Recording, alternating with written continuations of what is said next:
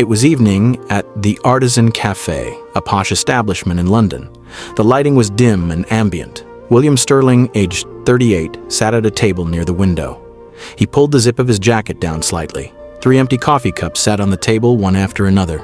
He stared at them. The count of the cups made it clear that his wait had been quite long. He had just ordered his 4th coffee. William glanced at the expensive watch strapped to his wrist. He checked the time, took a deep breath, and fixed his gaze on the cafe door. This was the 4th time he had checked his watch in the last 10 minutes. He picked up the bottle of water in front of him and took a sip. At that exact moment, the cafe door opened, and Sebastian Thorne, who appeared to be around 42, walked in.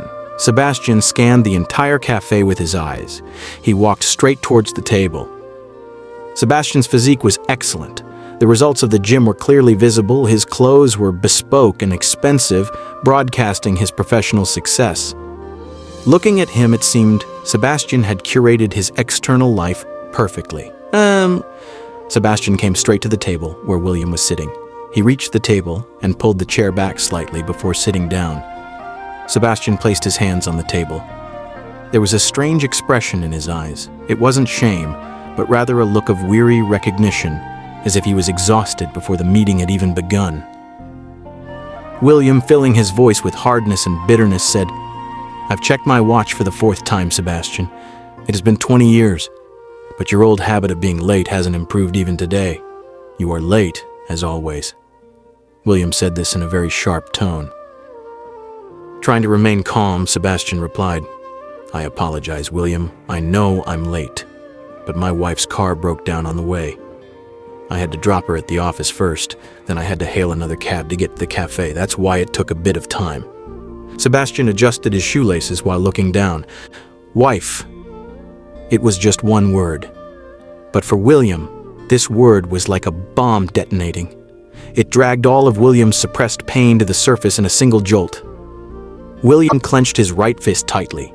His fist was resting on the table, unmoving. William knew that the emotion rising within him was pure jealousy. It was the same jealousy he had forcibly locked away in the deepest dungeons of his heart 20 years ago. He thought this feeling had died, but it was still alive today. William gave a sharp fake laugh and said, "Wow, went to drop the wife off? What a massive responsibility. Sebastian, you didn't have the courage then, and I feel you don't have the courage today either. If you had paid this much attention to me 20 years ago, shown this much responsibility for me, then today you wouldn't be buying coffee for your wife, but for me, I wouldn't be waiting for you." Before Sebastian could respond to William's words, the waiter arrived to take the food order along with William's coffee. Feigning indifference, William took his 4th coffee and, pointing at Sebastian, told the waiter, "Take the order from him." Sebastian didn't like this. 20 years ago, whenever they went to a restaurant, William used to order for both of them, but today everything was different. Today they weren't on a date, nor were they a couple anymore. They were meeting for the first time in 20 years, and this meeting was their last. A final full stop on that incomplete relationship. Suppressing his anger, Sebastian said, "You invited me, so you should give the order." And right there, William's volcano erupted.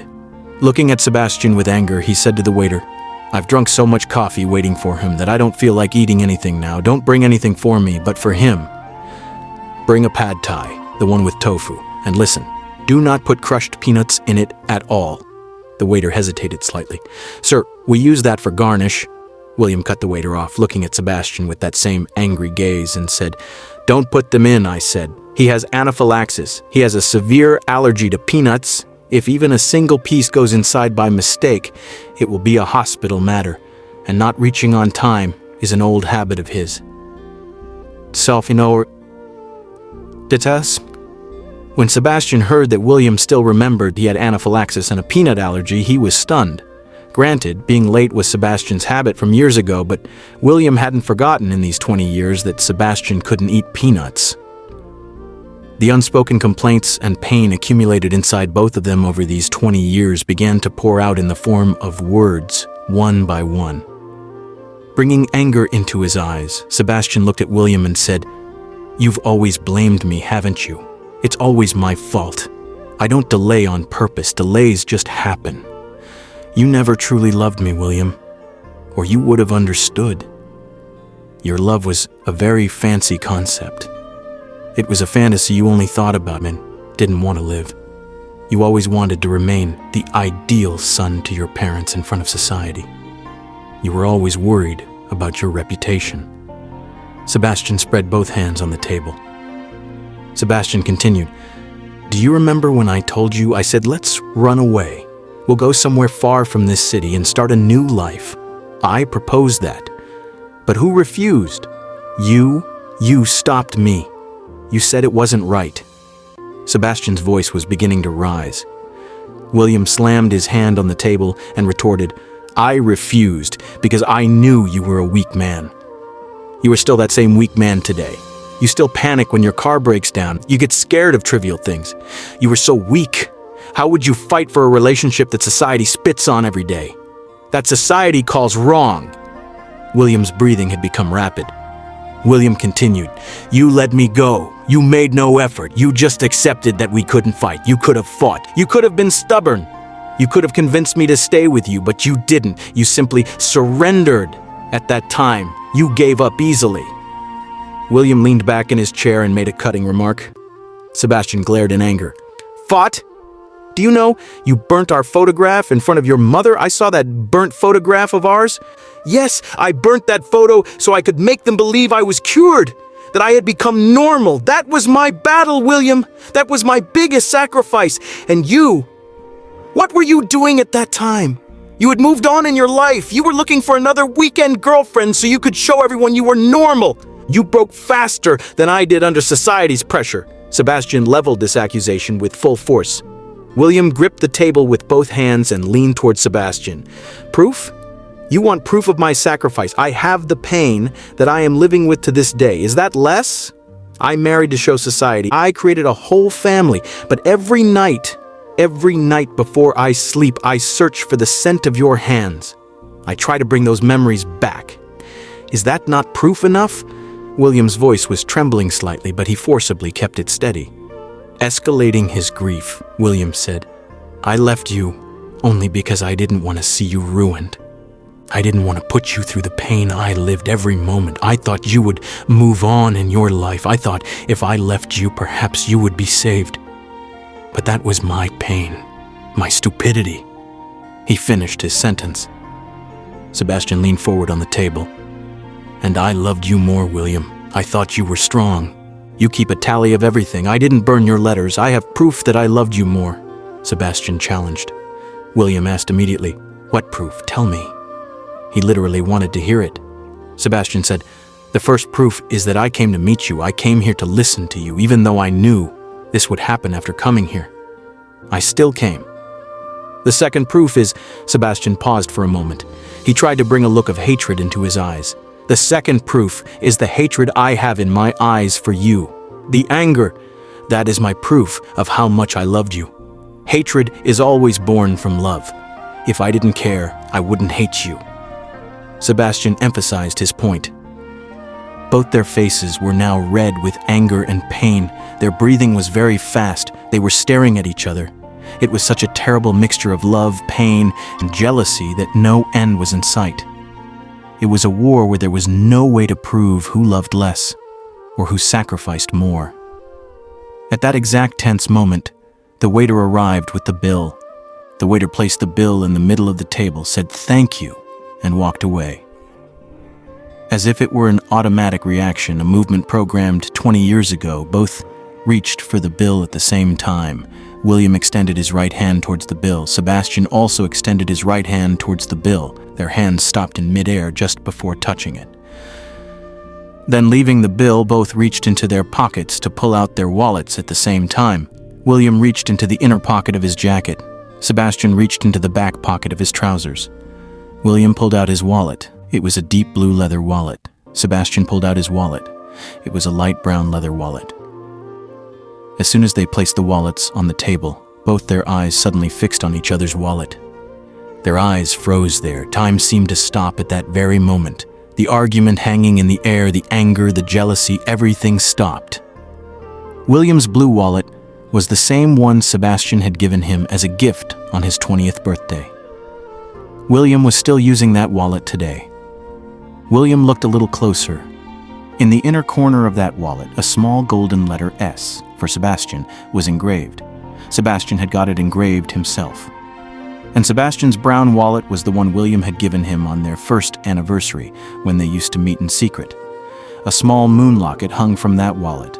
Sebastian had never removed that locket. The locket was a bit worn, but it was still hanging there today. Sebastian was still using that wallet today. 20 years. It was a long time. What hadn't happened in these 20 years? Both had married, both had children, both had achieved professional success in their respective lives. But in these 20 years, in such a big life, nothing could erase that love. The love they were trying to prove with such sharp words and bitter complaints was alive in these ordinary wallets. They had never let go of these tokens. They had always kept these final signs of their relationship with them. William gently touched his blue wallet. His fingers stopped on the letter S. Sebastian felt the moon locket hanging on his brown wallet with his fingers. He gently moved the locket up and down. The anger, complaints, jealousy, and all the pain of 20 years melted away in an instant, like ice melts in the heat. Both their eyes met. Now there was no accusation in their eyes. There were no questions, just a deep, painful acceptance. This was the acceptance that they both still loved each other very much. They loved each other immensely, so much so that even after 20 years, they kept that first and last token with them. The wallets had become a part of their lives. They used them every day. But this acceptance was not enough. They could not fight society, their families, and their good image. They knew that love was still alive, but that love was of no use to them now. This love could only give pain. Sebastian gently took the bill. He took a credit card out of his brown wallet, called the waiter, and paid the bill. He paid the full amount. After the payment was complete, Sebastian stood up. He pushed his chair back under the table. He came close to William. This approach was to reduce the physical distance, but no physical touch occurred. Filling his voice with deep sadness, almost whispering, Sebastian said, "Take care. Take care of yourself, Will." There was a sense of final farewell in his voice. Tears filled William's eyes. He blinked so the tears wouldn't fall. He kept his voice steady. "You take care of yourself too, Sebastian. And the children," William said. Sebastian looked at William for a second. Then without turning, he walked towards the door. His steps were slow, as if he was walking by force. Just before exiting the cafe door, he turned once and looked back. William was still sitting in his chair. He was clutching the blue wallet tightly in his hand. He was watching Sebastian go out the door. As soon as Sebastian stepped out, the door closed. William knew that the theory of this last meeting was now complete. It was a final goodbye. Now they were never to meet. Their love, which was true, which was unbreakable, had been defeated by society and fear. That love had left them right there. William slowly picked up his third, now cold mug of coffee. The mug was completely cold. He held the mug tightly in his hand, as if holding on to a dead memory. He felt that his heart was now completely empty. 20 years later, he was back at the same place where he had started, in pain and loneliness. He had hoped for something from this meeting, but that hope was now cold, like that mug of coffee. He saw the bill kept on the table, which bore Sebastian's signature. William picked up that bill and put it in his blue wallet. This bill had now become another token that their love was over. He closed his eyes and repeated some lines internally, which were perhaps the saddest summary of their relationship. An unspoken word remained in my heart to say, "Between you and me, only helplessness lay." The promise was set, we were to meet that day, but perhaps destiny left this beautiful fate in disarray. That time, that moment, your weight I still recall. Incomplete were those vows. Incomplete the meeting, after all. William put his wallet back in his pocket. He stood up, fixed his jacket, and without looking back, walked out of the cafe. His heart was completely broken. This was the tragic end of their story. He knew he would have to live the rest of his life with this pain. He walked out onto the dark street. He never called Sebastian after that day, nor did he try to meet him. William reached his home. He opened the door and went inside. His wife was watching TV in the living room. William said hello to his wife. There was no emotion in his voice. He turned on the light in the drawing room and went in. He placed his bag on the floor. He took off his jacket and threw it on the sofa. He walked towards his bedroom. William changed his clothes. He sat on the bed. He stared at the ceiling for a while. His wife came into the bedroom a little later. She asked if he was okay. William just nodded yes. He had lied. He was not okay. He could never be okay. He looked at his wife. He thought that this woman is very good, but she is not Sebastian. She can never be Sebastian. Thinking this caused him even more pain. William took the blue wallet out from under his pillow. He held it in his hand. He opened the wallet and looked at the receipt of Sebastian's bill kept inside. He put the receipt back. He felt his hand trembling slightly. He squeezed the wallet hard. This wallet was not just a memory anymore. It had become a torture device of his lost love. Every time he used it, he was reminded of what he had lost. He put the wallet back under the pillow. He closed his eyes. He tried to remember Sebastian's face as he had seen him in the cafe today. Physique honed by the gym, expensive shirt, and that old recognition in his eyes. William realized that Sebastian had also lived a life he didn't want to live. Both had murdered their true desires under the pressure of society. It was a sad and terrible truth. The next day, William went to his finance office. He started his work, he held meetings, he signed files. He was behaving like a professional, but inside he was completely hollow. His colleague asked him for a report. William handed the report to him. He didn't speak a personal word to anyone all day. He ate lunch in silence, too. He realized that the end of this 20-year journey would be so emptying. He hadn't thought of that. After leaving the office in the evening, William didn't go home.